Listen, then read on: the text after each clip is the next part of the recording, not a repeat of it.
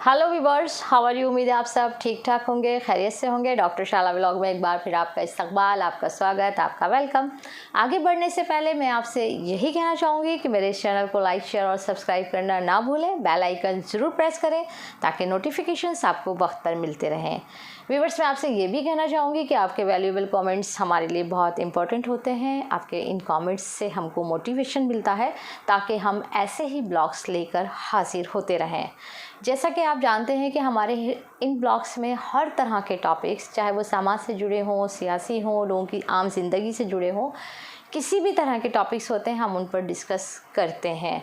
हम मज़ाहिब से जुड़े हुए उन टॉपिक्स को भी डिस्कस करते हैं जो समाज के अंदर, जो हमारे रस्म व रिवाज को लेकर, जो हमारे अकायद को लेकर लोगों के बीच में कुछ गलतफहमियां अगर पैदा होती हैं तो हमारी कोशिश यही होती है कि हम उनको भी दूर करें।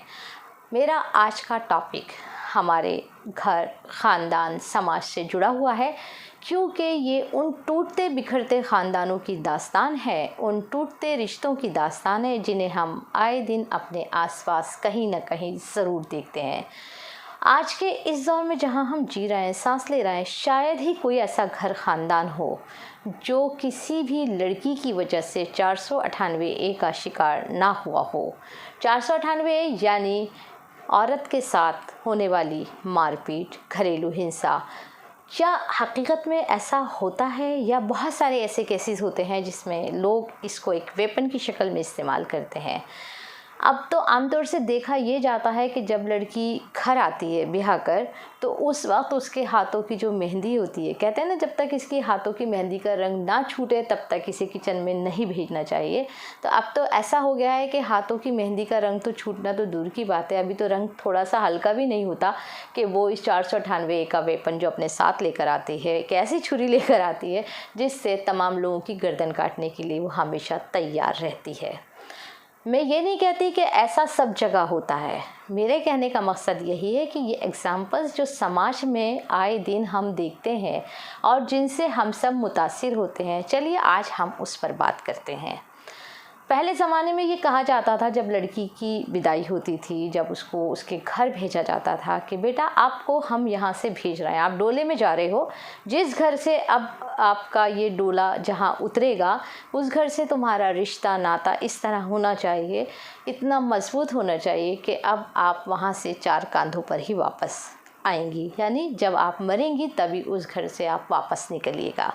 और अब तो जो माहौल में अपने आसपास देख रही हूँ, मुझे तो ऐसा लगता है कि माँ बाप अब लड़कियों को ये तालीम देकर भेजते हैं कि बेटा तुम्हें कसम है, जब तक उस घर के एक एक फ़र्द का जनाज़ा तुम नहीं निकाल दो, चाहे उसकी इज़्ज़त का जनाज़ा हो या लोगों की जीती जागती ज़िंदगियों का, तब तक वहाँ तुम चैन की सांस नहीं लेना। जैसे ऐसा लगता है कि जैसे हम लड़की को ब्याहते नहीं हैं, किसी जंग पर भेज रहे हैं, एक मिशन पे भेज रहे हैं ताकि वो सामने वाले ख़ानदान जिससे वो वाबस्ता हुई है, जुड़ी है, उनकी तमाम तर चीज़ों को बर्बाद, तबाह ना कर दे, तब तक वो चैन का सांस नहीं लेगी। जैसे कि हमने रिश्तेदारी नहीं की, एक दुश्मनी मोड़ ली है। ऐसा आए दिन हमारे आसपास होता है। बहुत सारे ऐसे मिसालें भी हैं, ऐसे एग्जांपल्स भी मैं आप लोगों के साथ शेयर कर सकती हूँ कि जैसे मैंने एक केस में ये देखा कि एक लड़का पूरी तरह मासूर, और उस पर ये इल्ज़ाम था कि वो अपनी बीवी पर तेल छिड़क कर आग लगा रहा था। को बड़ी हैरानी होगी, वो लड़का इस लायक भी नहीं था कि अपने हाथ से उठाकर एक गिलास पानी पी ले, और पानी तो दूर की बात है, वो एक चम्मच भी अपने मुंह तक नहीं ले जा सकता, क्योंकि गिलास पानी का वज़न उस एक चम्मच से कहीं ज़्यादा होता है। तो वो इस हद तक माजूर, और उसकी बीवी का इल्ज़ाम यही था कि ये शख्स मुझ पर तेल छिड़क कर आग लगा रहा था। बहुत सारे केसेस ऐसे होते हैं जिसमें हम ये देखते हैं कि लड़कियों की ससुराल में आने के बाद खुराक इतनी ज़्यादा बढ़ जाती है। आपको बड़ा अटपटा सा लग रहा होगा, मेरा ये जुमला बड़ा अजीब सा लग रहा होगा, लेकिन वो हमेशा जज साहब के सामने खड़े होकर यही कहती हैं, हालांकि उनकी सेहत बता रही होती है, लेकिन उनका कहना यही होता है कि जज साहब, जब से मैं इस घर में आई हूँ मुझे 2 रोटी सुकून से खाने को नहीं मिली, ये शख्स मुझे खाने को नहीं देता, मैं 3-3 दिन फाके से रहती हूँ, मैं भूखी रहती हूँ। ये वो तमाम चीज़ें हैं जो हम बड़ी कॉमनली अपने आसपास देखते हैं, और कभी कभी सिर्फ नज़र झटक के आगे बढ़ जाते हैं कि फ़लाँ घर में ऐसा हो रहा है। हम ये भूल जाते हैं कि हम खुद भी इसका शिकार हो सकते हैं। तमाम केसेस में ऐसा नहीं होता, ये मैं बार बार कहूँगी। पहले ज़माने में लोग कहते थे कि अल्लाह ताला लड़कियों का नसीब अच्छा करे। अब तो मसला ये हो गया है कि जिस लड़की को ब्याह कर हम घर में लेकर आते हैं और वो आने के बाद जिस तरह का माहौल बनाती है, वो काबिल रहम हो जाता है तमाम घर के अफराद के लिए। जब तक रिश्ता लगता है, शादी का बंधन शुरू होता है, ये मुआहदा होता है, लड़की का निकाह होता है या 7 फेरे होने तक दामाद ससुराल में बहुत इज़्ज़त के साथ, मतलब बड़ी बावक़ार शख्सियत होती है।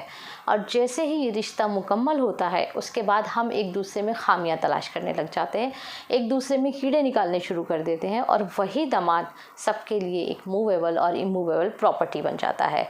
आपको मैं ये भी बता दूं कि हमारा कानून ये कहता है कि लड़की अगर डिवोर्स लेती है तो उसका जो गुजारा भत्ता है उसके शौहर के स्टैंडर्ड के हिसाब से होना चाहिए।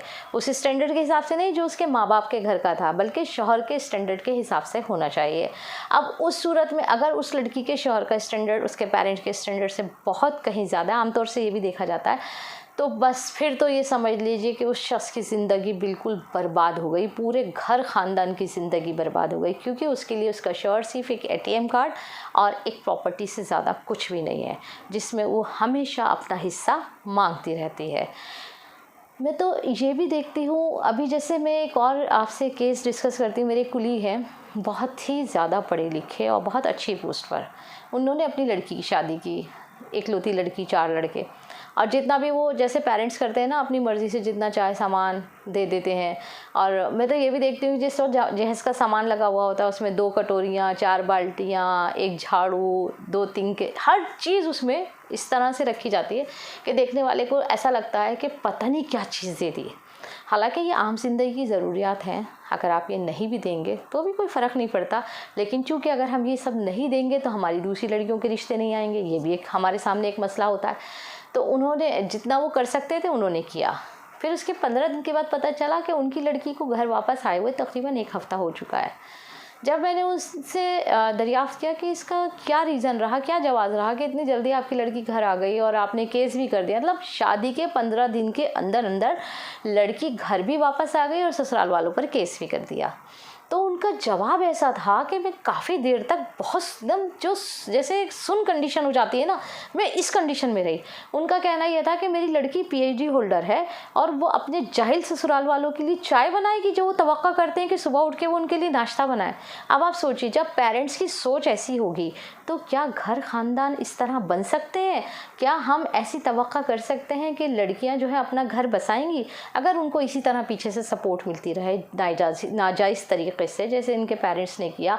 आपने आमतौर से ये भी देखा होगा कि लड़कियां हमेशा अपनी माँ से ट्यूशन लेती हैं ससुराल के मामले में, और फिर अपने घर की रेगुलर विजिटर भी होती हैं। यानी उनको अपने घर में सुबह उठते ही बस ये होता है कि मुझे अपनी माँ के घर जाना है।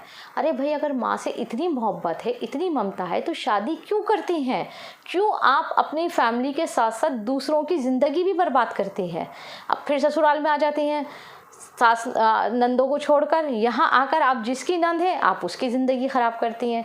अच्छा, फिर हमारे समाज का एक दोहरा कैरेक्टर ये है कि हम ये उम्मीद तो करते हैं कि हमारी बहुएं हमेशा हमारी खिदमत में मामूर रहें, और अपनी लड़कियों से ये उम्मीद करते हैं कि वो ससुराल के अंदर एक तिनका भी इधर से उधर ना करें। अब ये दोहरा कैरेक्टर देख लीजिए, और इसमें ख़ास तौर से रोल उन माँओं का होता है जो खुद अपनी ज़िंदगी से कभी सेटिस्फाई नहीं होती। उन्होंने अपनी ज़िंदगी में कभी कोई वक्त, कोई लम्हा खुशी का नहीं गुजारा होता, सिर्फ अपनी कारगुजारियों की वजह से, और वो यही उम्मीद करती हैं कि मेरी लड़की अपने घर में खुश कैसे रह सकती है। तो कुछ मुझे ऐसा लगता है कि अपनी ज़हनी तस्कीन के लिए कि जो काम हम नहीं कर सके हमारी औलादें क्यों करें, हम खुश नहीं रहे वो क्यों खुश रहें, ये भी एक रीज़न हो सकता है। मैं चलते चलते एक केस और आपसे डिस्कस करना चाहूँगी कि एक बार ऐसा हुआ कि कोर्ट में कॉरिडोर में मुझे एक लड़के ने आवाज़ दी। आमतौर से मुझे मेरे इलाके के जो लड़के हैं वो शैलापी के नाम से जानते हैं। तो उसने कहा, शैलापी, आपने मुझे पहचाना नहीं। मैंने उसकी तरफ देखा, वाकई मैंने उसे नहीं पहचाना था, ऐसे 20-22 साल का लड़का। तो उसने कहा कि आप आपको याद है जब मैं 7वीं क्लास में फ़ेल हो गया था और रोता हुआ आया था, बहुत ज़्यादा परेशान था, तो आपने मेरा एडमिशन करवाया था अगली क्लास के लिए दूसरे स्कूल में। तो मैं बहुत कोशिश की, याददाश्त पे बहुत ज़ोर डाला, मुझे याद नहीं आया, क्योंकि ऐसे केस आमतौर से बहुत सारे होते रहते हैं।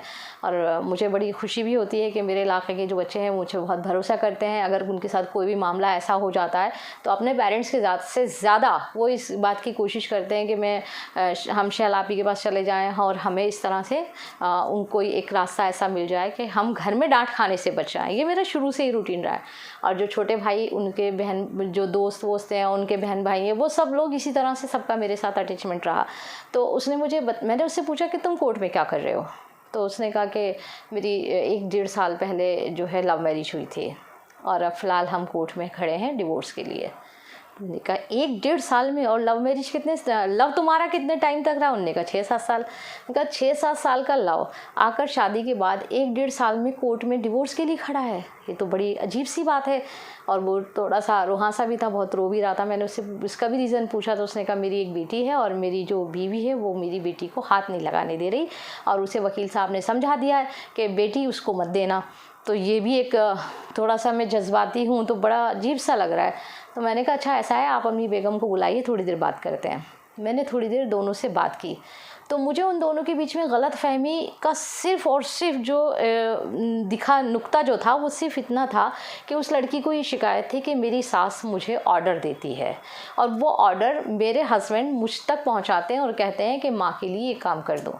जब मैंने उसे समझाया कि बेटा तुम्हारी माँ और इसकी माँ दोनों में कोई ख़ास फ़र्क नहीं है, अगर आप ये समझते हो कि ससुराल में काम करना आपकी बेइज्जती है तो आपको थोड़ा सा ये भी ध्यान रखना चाहिए। जब हम अपने पेरेंट्स के घर होते हैं, हम भाई बहन के में कितना झगड़ा होता है, कौन सी ऐसी बात होती है जो नहीं होती है? मार पीट झगड़ा सब कुछ होता है ना। और माँ भी गुस्से में हमेशा भाई का फेवर करती है, हमको डांट देती है, अक्सर यह आम है बात है, इसमें कोई कहने वाली बात नहीं है कि हमेशा लड़कियों को डांट खानी पड़ती है अपने भाइयों की मोहब्बत की वजह से, और अच्छा भी लगता है।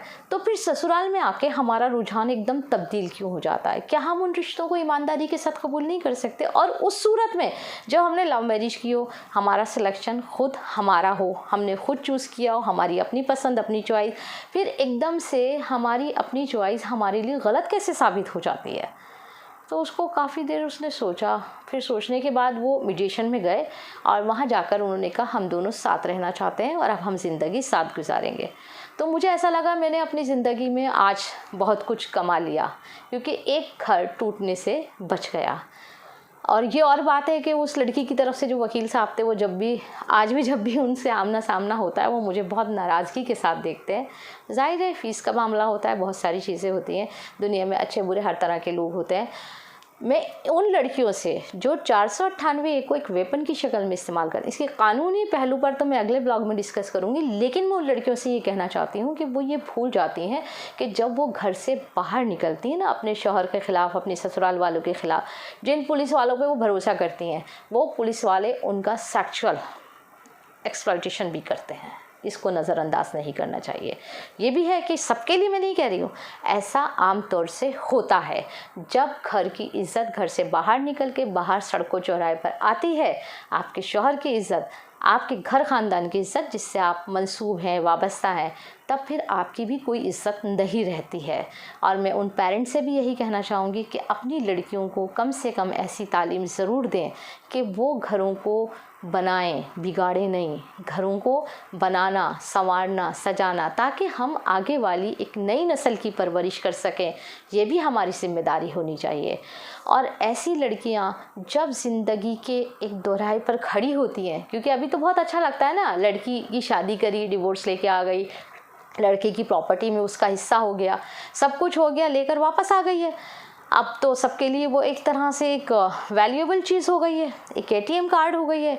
लेकिन जब हम अपनी ज़िंदगी, अपनी ज़रूरियात, अपने सेटिस्फेक्शन, अपने जहनी सुकून की बात करते हैं तो हमको ये नहीं भूलना चाहिए कि शादीशुदा लड़की शादी के बाद ससुराल में एक बोझ होती है और दूसरों की नज़र में हमेशा खटकती रहती है। और हमारा ये कदम हमारे घर ख़ानदान की दूसरी लड़कियों के लिए कितना मुज़िर होता है, किस कदर नुकसानदेह होता है, इसको भी हमें नज़रअंदाज नहीं करना चाहिए।